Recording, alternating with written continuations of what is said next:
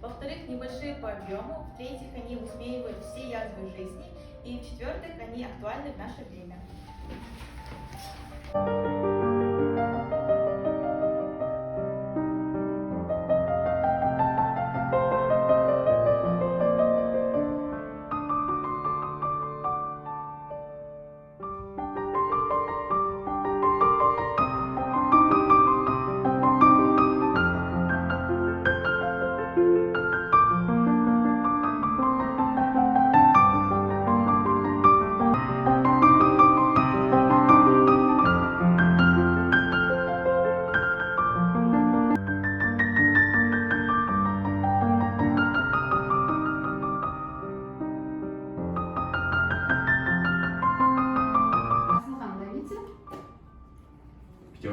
Вопрос пятый. Кто такой Антон Павлович Чехов? Антон Павлович Чехов – известный русский писатель и драматург. Хорошо.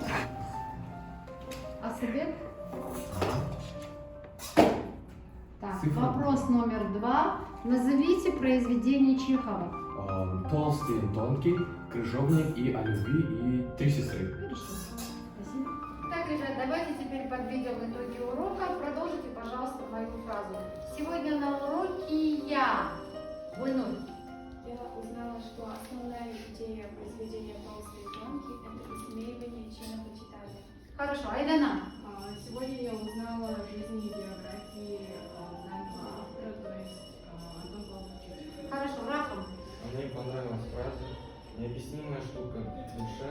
Никто не знает, где находится, но все знают, как болит».